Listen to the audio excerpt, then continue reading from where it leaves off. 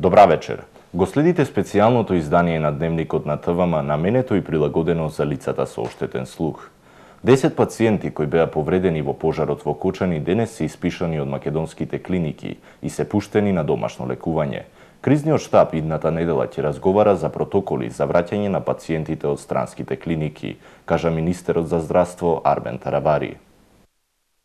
Уште 10 пациенти кои беа повредени во катастрофалниот пожар во дискотеката во Кочани, кои се лекуваа на домашните клиники, после сите направени токсиколошки анализи, денеска ќе бидат испишани и пуштени на домашно лекување, информира министерот за здравство Арбен Таравари. Бројката на пациенти кои што се лекуваат моментално се 162. Добра вест што сакам да ја споделам дека денеска 10 од пациентите кои што лежат во државата ќе бидат испишани. 115 пациенти се на лекување надвор од државата. Министерот рече дека веќе нема да се праќаат пациенти надвор од државата и дека идната недела веќе ќе зборуваат за враќање на пациенти кои се лекуваат во странство. Веќе денеска отворивме и темата на враќање на пациенти. Од идната недела гледате дека имаме најави од одредени држави кај што пациентите веќе и се движат и се во добра состојба, за да подготвиме протоколи како ќе биде нивното враќање, дали ќе треба да се сместуваат, секако ќе бидат прегледани од наши доктори. Тие што се во сосема добра состојба после преглед од наш доктор може да се пуштаат и да одат дома. Одговарајќи на новинарско прашање дека се собираат пари за лекувањето на некои пациенти, министерот за здравство Арбен Таравари изјави дека лекувањето на пациентите од пожарот во Кочани и во другите држави е генерално бесплатно. Генерално во 99% ја мислам дека сигурни сме дека е бесплатно лекувањето и нема потреба никој да собира пари. Може би во некоја држава, меѓутоа генерално ви кажав 99% од лекувањето во сите болници е бесплатно. Министерот додаде дека владата обезбеди средства за патување и сместување на по двајца родители или членови на семејство на пациентите кои се лекуваат во сите држави, така да нема потреба за шпекулации и невистини. Од владата апелираат да не се шпекулира со информации дека на семејствата и на пациентите им е потребна финансиска поддршка за лекување. На сите пациенти лекувањето име и ќе биде обезбедено од страна на државата, како и транспортот и сместувањето, кажа портпаролката на владата Марија Митева. Воедно, во овој момент бевме информирани од страна на Црвениот крст дека се прави формално правно согласување и проценка преку која на сите семејства кои се погодени од ужасната трагедија. За почеток, ќе им биде дадена финансиска поддршка во висина од 150.000 денари на секое семејство. И истите средства ќе им бидат на располагање за покривање на тековни, дневни, најитни трошоци. Се разбира, ова не е само еднократна помош. Екипите на Црвениот крст, службата за општи заеднички работи, но и владата контактираат со семејствата на секој 3 часа, со цел да се осигураме дека нема нови несакани состојби кои што настануваат и се разбира и во идни фази континуирано во зависност од сите поединечни потреби.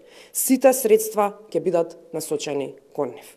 Досега инспекторите на Државниот пазарен инспекторат извршиле вкупно 82 контроли на објекти кои се регистрирани како кабаре, дискоклуб на отворено и ноќни барови.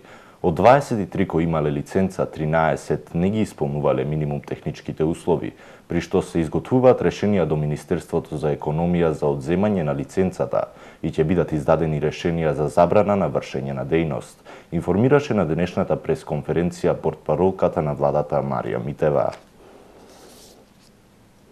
Од вкупно издадени над 1100 лиценци согласно Законот за градење и Законот на урбанистичко планирање и направени 643 контроли, кај 90 лиценци било констатирано дека по издавањето на лиценците правните лица престанале да ги исполнуваат законските услови, врз основа на кои истите биле издадени.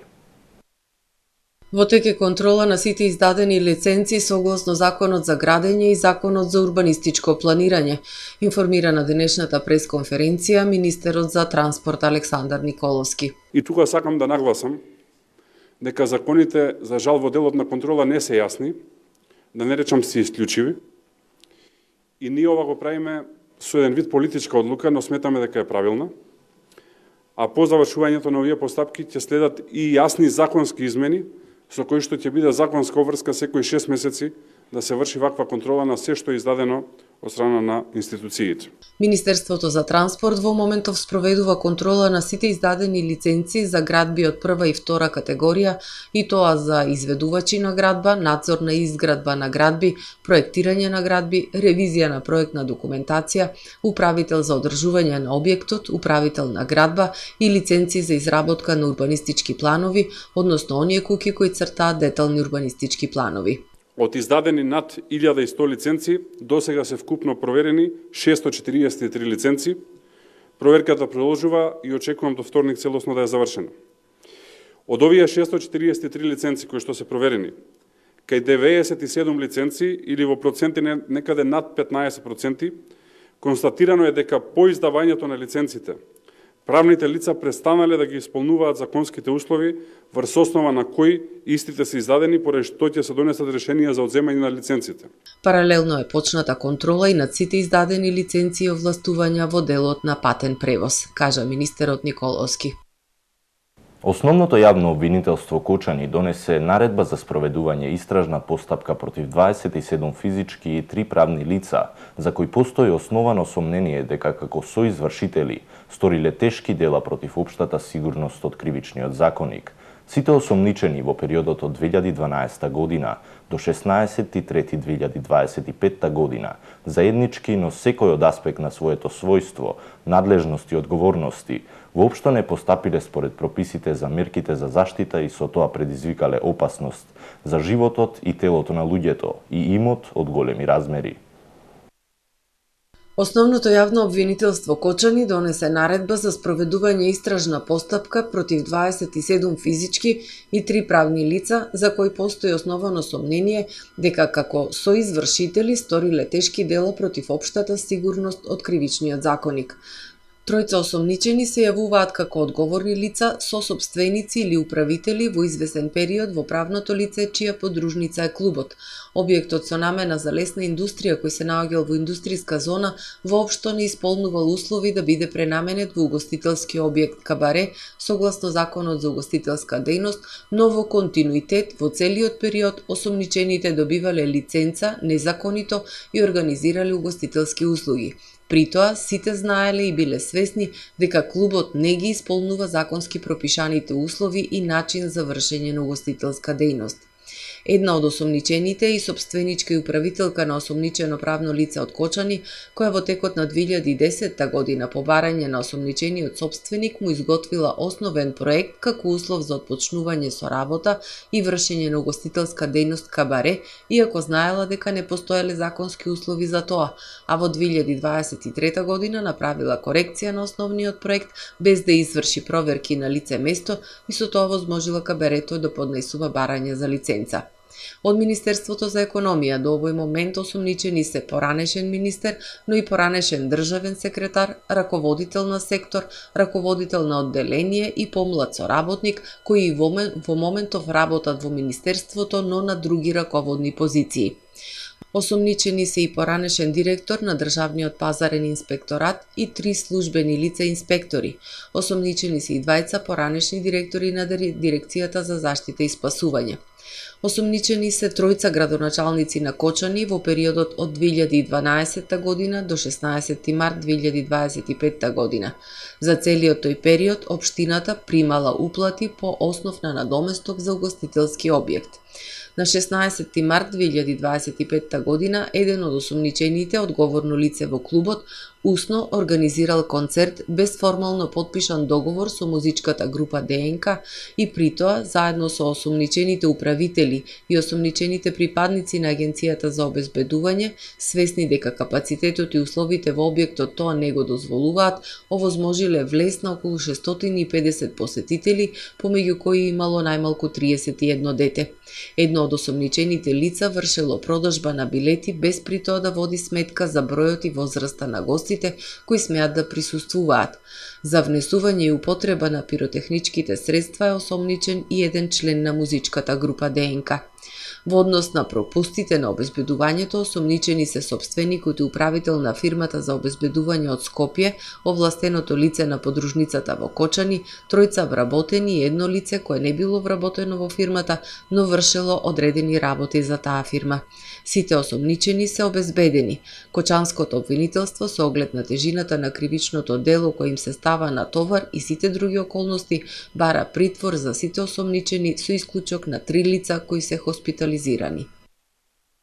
Територијалната противпожарна единица Охрид стои на располагање на сите институции, училишта, објекти за реалистично увежбување на плановите за евакуација и давање на совети и препораки. Од Охридската територијална противпожарна единица информираат дека стојат на располагање на сите институции, школи и објекти со цел реалистично увежбување на плановите за евакуација и давање на совети и препораки. Информираат дека регионот кој го обслужуваат, според нивна проценка, е поделен на 2 дела – загрозеност на градот и населените места и загрозеност на шумите. Стар град, културно-историски споменици од непроценливо значење, тешко пристапни улици, збиена архитектура, несоодветна и нефункционална хидрантска мрежа, можност од блоковски пожари. Централното градско подрачје, градежна експанзија, тешко пристапни локации и патишта, нефункционална внатрешна хидрантска мрежа во колективните стамбени објекти, градби без противпожарни скали за евакуација. Во населените места и периферијата, степенот на загрозеност зависи од ограничениот пристап до одредени населени места, намалување на брзината на действување поради далечината, зголемена можност од шумски пожари. Секој од нас треба да биде совесен и одговорен, порачуваат од територијалната противпожарна единица Охрид. Да видиме какво време ќе имаме во наредните денови. Следува временската прогноза.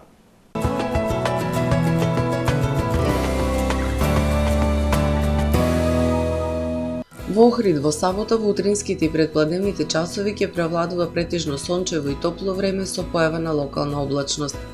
Минималната температура од 0 степени, додека пак дневната ќе достигне до 16 степени. Во Охрид во недела и понеделник ќе превладува умерено облачно и нестабилно време со услови за слаби и локални врнежи од дожд. Минималната температура од 3, односно 5 степени, додека пак максималната дневна температура ќе достигне до 15, односно до 17 степени. Во вторник ќе превладува умерено облачно и нестабилно време со слаби врнежи од дожд и со дневна температура до 15 степени Целзиусови.